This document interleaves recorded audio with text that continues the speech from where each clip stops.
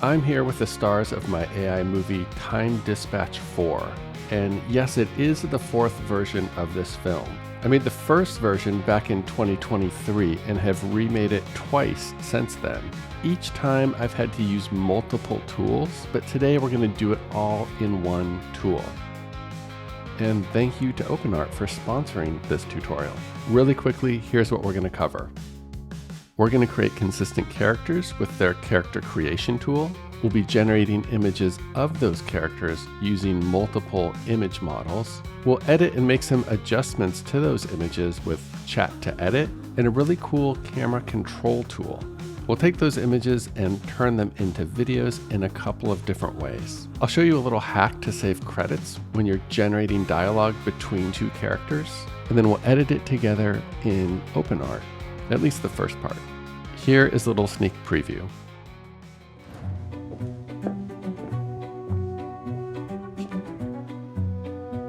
Who are you? Oh, I'm the new time travel dispatcher. Have you ever operated a time machine before?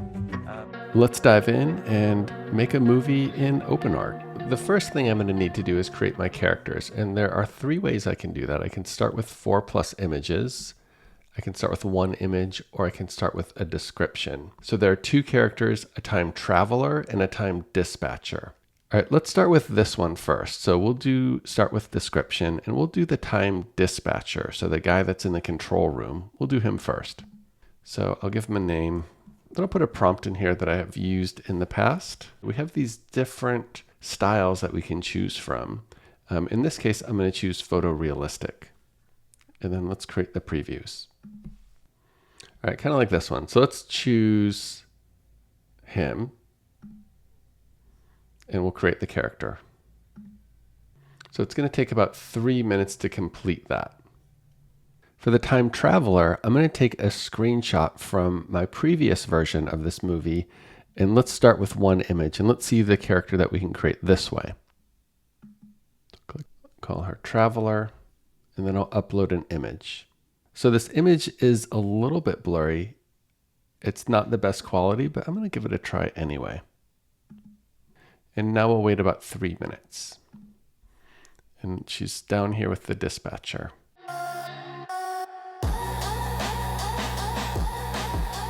Now we've got our two characters, so I'm going to generate the opening image of the time traveler when she's walking down the corridor. So I'm going to click Create.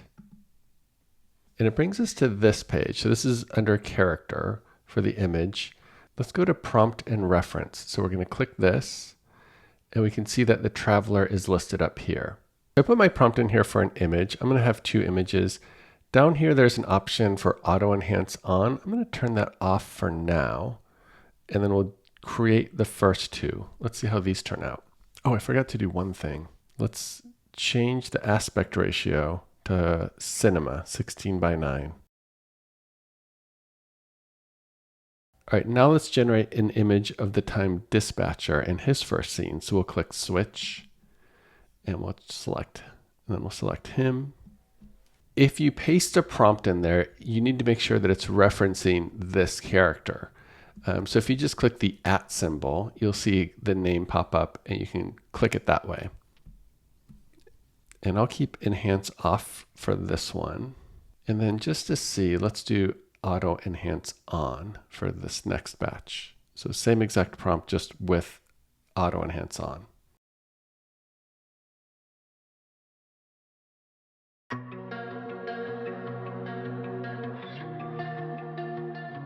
One thing that I like is how I can choose from multiple image models to generate these images using my character references. So there's Seedream, Nano Banana, Reeve. They've also added Nano Banana 2 Pro after I completed this tutorial, so it's nice you always have access to the latest AI video models. So I went through and generated some images already, and now we're going to go through and edit some of those.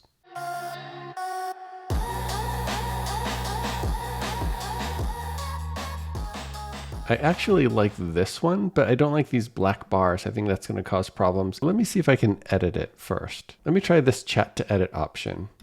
So I'm just going to type my prompt in here of the changes that I want to see. Let's see if this works. Nice. Okay, so there's the black bar. There's the new version. Zoomed out a little bit too. And so we're going to have it zoom out more. I don't know if this will work, but I'm going to try and do an over the shoulder shot where we kind of see the room from his point of view. I like it. This is a little weird. Let's try and get rid of this. All right, good. That's a lot better. Okay, so we've got our room. We've got him. This is going to work. I like this. Let's just do a variation. I'm going to try this. So I'm going to try and move his hand, and then I'm going to try and angle his body so we see a little more of his button-down shirt. And that'll give the impression that he is talking. We'll keep it on this one. Only change his gaze so he is looking at the knobs on the console. Okay, he changed a little bit, but let's go with it. I want to do one more thing.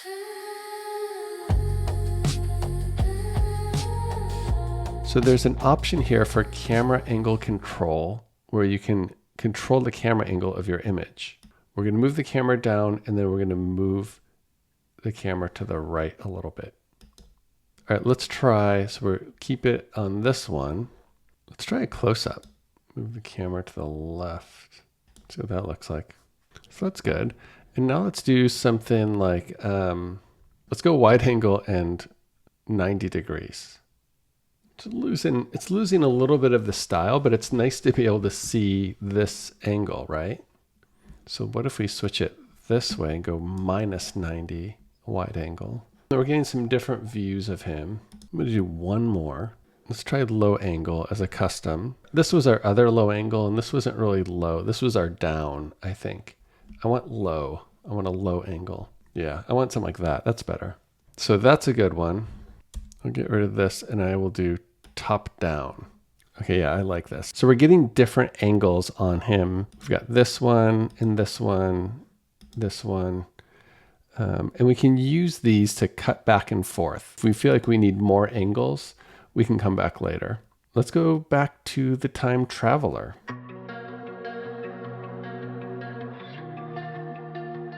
So I like this one, but it's the wrong aspect ratio, and she's holding a phone. Let's try to turn this into a character reference. I'll go back to this chat to edit. All right, we're going to go to new image, history, and then we're going to pick this one. Try that. So now I'll say remove the background and desaturate the image to more neutral tones. I mean, it did what we said, right? But boom. Okay, there we go. So we removed the phone in the background, we put her hand at ease, and then we added slightly more blue to the color tone. It's a little more neutral than this one. I feel like everything would come out really gold if we did this. This one gives us a more neutral base, so we can add more color grading as we go. So we'll use this for our character reference. Let's try one more thing. So we'll go to image, we'll go to camera angle control, then we'll upload the image again here, or we'll just use history. So we'll go to our editing history, select this one, confirm. Now let's just move it 90 degrees to the right. And now we'll move it 90 degrees to the left. Put it at 0 and do a close-up. Boom. Okay. So we could create a character model from this if we wanted to. I'm not going to create a model using their model tool, but I might save these because I might need them as different references.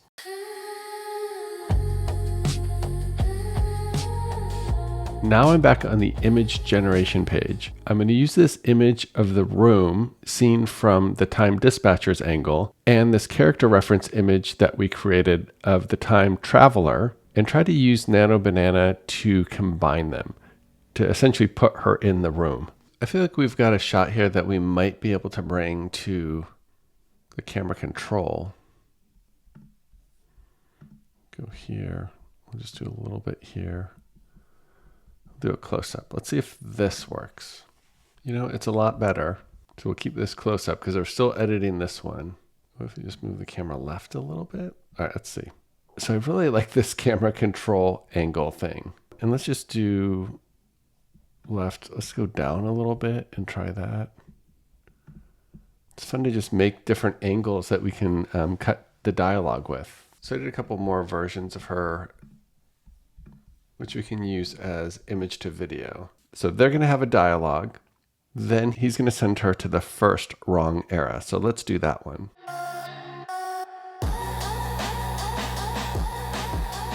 So now I'm going to try and make an image of her when she gets transported to this cyberpunk city. I tried a few different models, and the one I really liked the look of was Flux Context Max, which has this Omni reference. So I like the lighting of this a little bit more. And I like the styling. Like this looks like a better jacket than any of these other jackets. So I'll do hers in Flux Context Max. I went back to the camera angle control and I just did some mid-profile shots of her as well. So I'll use that in the Omni reference. I'll use 2 shots of her, one straight on and one in semi-profile. So that's good. I like that. That looks a lot more like her. She's wearing the leather jacket. She's got an analog kind of device. There's these weird androids in the background. Might get rid of the rain. All right, I'm going to follow that exact same process for the Egyptian shot, the medieval shot, and the prehistoric shot at the end. All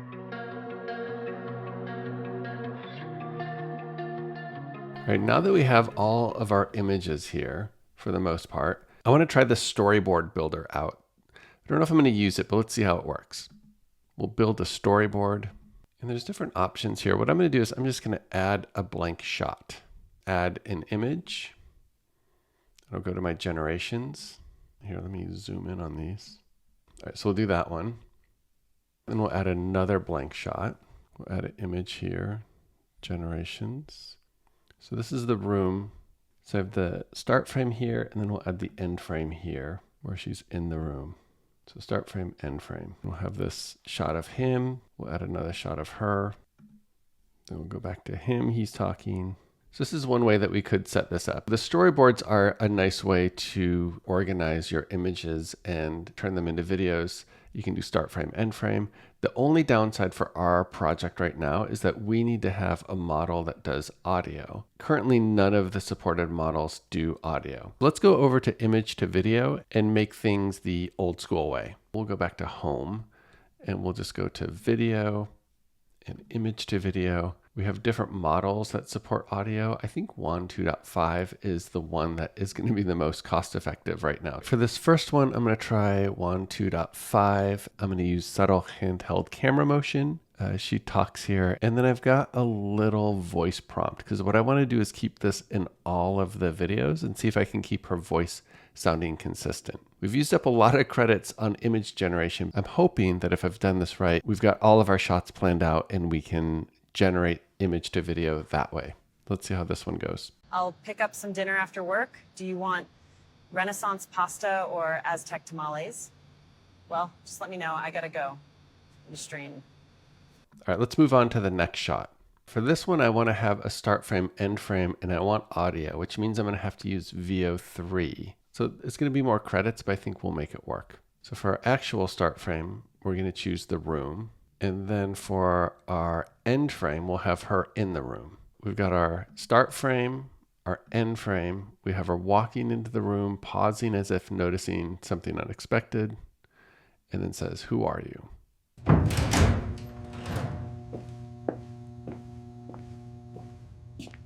Who are you? It's pretty good. I wish that she said, "Who are you?" But sometimes if I put like "you" in all caps, it says, "Who are YOU?"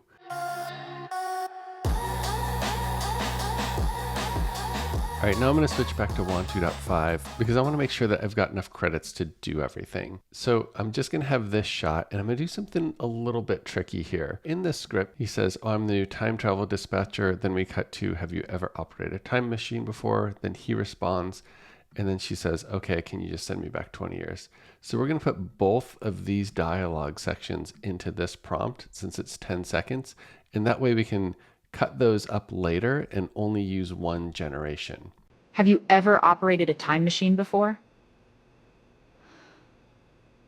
Okay, fine. Can you just send me back 20 years? Have you ever operated a time machine before? I completed the training. Okay, fine. Can you just send me back 20 years?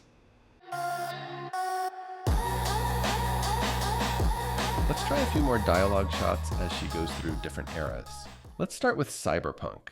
So I started this one. I think it looks a lot like her, and we've got these like weird little robot people in the back. So let's incorporate that into the script this time. I always like this idea that the first jump that she does seems like it's in the future, but for her, it's in the past. You've set me too far in the past. This is like 50 years ago, before we overthrew the billionaires' robot army.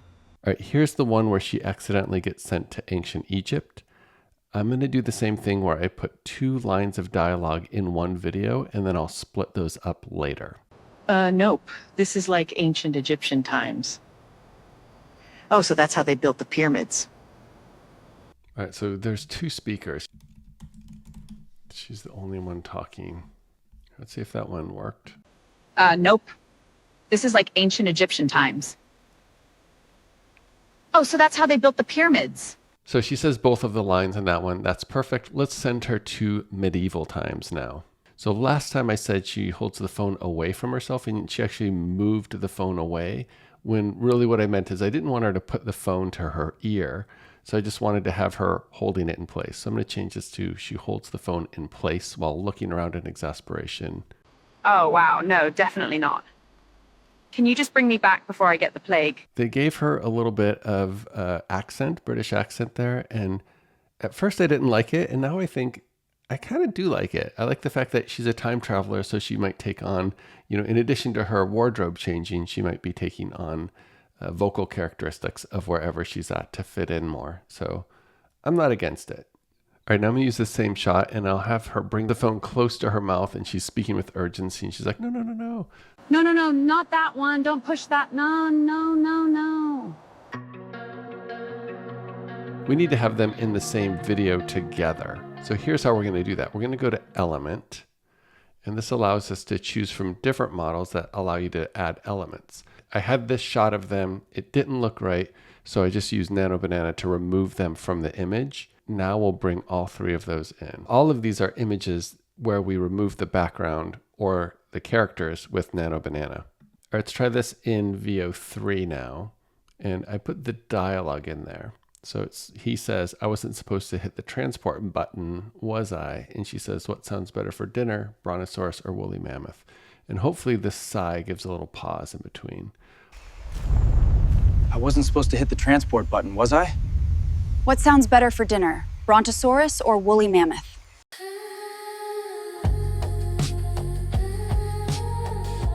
Each of these has an establishing shot that comes before it. So I need to generate those. I need to generate the dinosaurs, individual shots. And then I'll see how many credits I have left and decide which ones I want to go back and fix. Before I go through and do all of that, normally what I would do is pull all of these into an editor. I use Final Cut Pro, you might use CapCut or DaVinci, it doesn't matter. But one thing that's kind of cool about this is that you can edit this video in the browser. So let's just go to the Open Editor here, and then I'm going to add some of those files.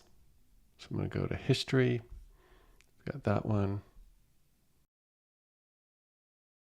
So now I've got all of my videos in here. I'm going to just drag them in order. So this is the first one. So then I'll grab this one and I'm going to go, it says insert after. So I'm going to do that and that will cut to that one. We have his reaction. So we'll do that. So we'll insert this after as well. That's the quick way to just add the clips, right? And now we need to trim them a little bit. So we have her walking into the room and then she says, who are you? But I think it's better if we see him first. So let's go. Stop there. I'm just going to trim this one to there. Oh, I'm the new time travel dispatcher. So let's go here. Let's trim this all the way back. I know this seems crazy. Let's trim that all the way back. And then on the video speed, let's slow it down like that. And then we'll cut back to her. And so we'll add that here. Trim that up. And then we'll cut back to his shot. Oh, I'm the new time travel dispatcher. So I think then she says, Have you ever operated a time machine before? I completed the training. I already generated some music that I really like for this, so I'm going to use that same music from the previous version of Time Dispatch. So I'm just going to go to Suno and download the song that I like. Then I'll go to this music part and click Upload.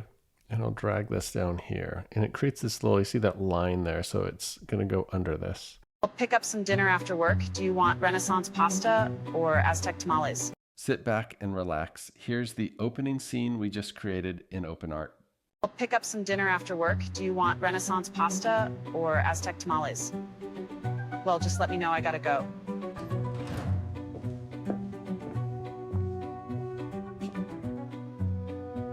Who are you? Oh, I'm the new time travel dispatcher. Have you ever operated a time machine before? I completed the training. Okay, fine. Can you just send me back 20 years? I think I can do that. The rewind button is... I'm going to generate a few more establishing shots, maybe do a few retakes, and I'll post this as a standalone movie as well, so you can just watch that one. And I'll put a link in the description. So I hope you enjoyed this. This was really fun to do everything in one tool. So go check out OpenArt. There's a link in the description. And I think you'll have a lot of fun trying to make a movie. Thank you for watching, and thank you to OpenArt for sponsoring this video.